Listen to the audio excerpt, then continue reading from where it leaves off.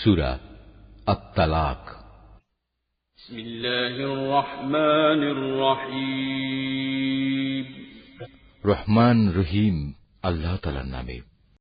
হে নবী, তোমার সাথীদের বলো, যখন তোমরা তোমাদের স্ত্রীদের তালাক দাও বা দিতে ইচ্ছা করো, তখন তাদের ইদ্যতের অপেক্ষার সময়টুকুর প্রতি লক্ষ্য রেখে তালাক দিও। ইদ্যতের যথার্থ হিসাব রেখো এবং এ ব্যাপারে আল্লাহ তাআলাকে ভয় করো। যিনি তোমাদের মালিক প্রভু, ইদ্যতের সময় কোনো অবস্থায় তাদের নিজেদের বসত বাড়ি থেকে বের করে দিও না। এ সময় তারা নিজেরাও যেন তাদের ঘর থেকে বের হয়ে না যায়। তবে যদি তারা কোনো জঘন্য অশ্লীলতার কাজে লিপ্ত হয়, তাহলে তা ভিন্ন কথা।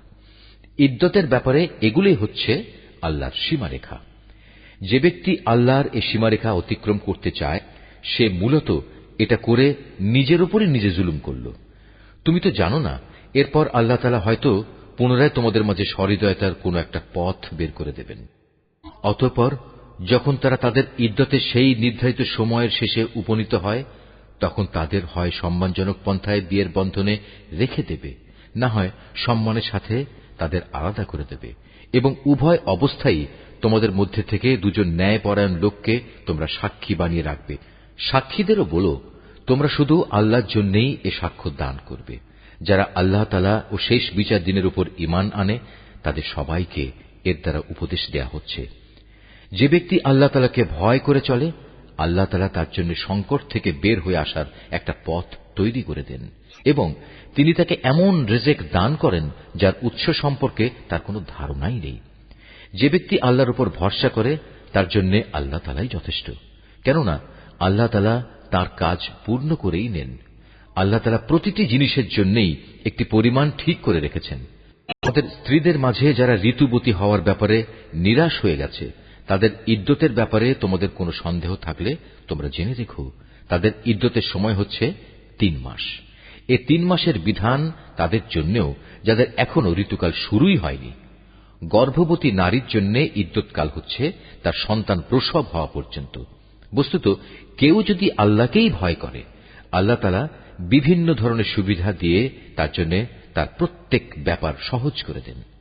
তালাক ও ইদ্যতের ব্যাপারে এ হচ্ছে আল্লাহ তাআলার আদেশ, যা তিনি মেনে চলার জন্য তোমাদের কাছে পাঠিয়েছেন।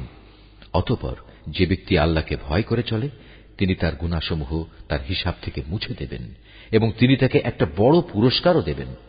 ইদ্যতের এ সময়ে তোমরা নিজেদের সামর্থ্য অনুযায়ী তাদের সে ধরনের বাড়িতে থাকতে দিও, যে ধরনের বাড়িতে তোমরা নিজেরা থাকো। কোনো অবস্থায় তাদের উপর সংকট সৃষ্টি করার মতলবে তাদের কষ্ট দিও না। আর যদি তারা সন্তান সম্ভবা হয়, তাহলে ইদ্যতের নিয়ম অনুযায়ী তারা সন্তান প্রসব না করা পর্যন্ত তাদের খোরপোশ দিতে থাকো। সন্তান জন্মদানের পর যদি তারা তোমাদের সন্তানদের নিজেদের বুকের দুধ খাওয়ায়, তাহলে তোমরা তাদের পারিশ্রমিক আদায় করে দেবে এবং এ পারিশ্রমিকের অঙ্ক ও সন্তানের কল্যাণের ব্যাপারটা ভালোভাবে নিজেদের মধ্যে ন্যায়সঙ্গত পন্থায় সমাধান করে নেবে। যদি তোমরা একে অন্যের সাথে জেদ করো, তাহলে অন্য কোনো মহিলা এ সন্তানকে দুধ খাওয়াবে।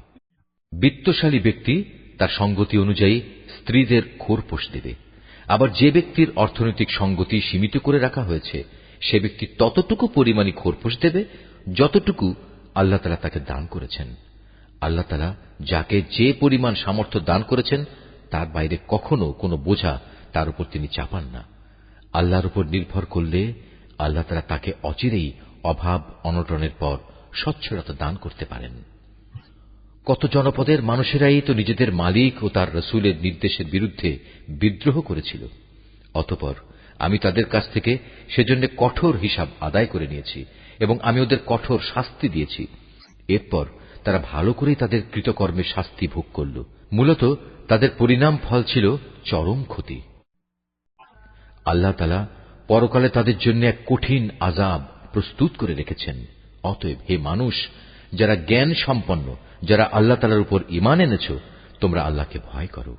আল্লাহ তাআলা তোমাদের কাছে তাঁর উপদেশ বাণী পাঠিয়েছেন, আরো পাঠিয়েছেন তার রাসূল, যে তোমাদের আল্লাহর সুস্পষ্ট আয়াতসমূহ পড়ে শোনায়, যাতে করে সে রাসূল তোমাদের সেসব লোকদের যারা ঈমান এনেছে এবং ভালো কাজ করেছে, তাদের জাহেলিয়াতের অন্ধকার থেকে হেদায়েতের আলোতে নিয়ে আসতে পারে।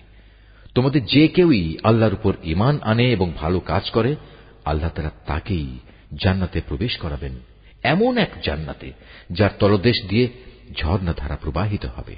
সেখানে তারা অনন্তকাল ধরে অবস্থান করবে। এমন লোকের জন্য অবশ্যই আল্লাহ তাআলা উত্তম রিজিকের ব্যবস্থা করে রেখেছেন।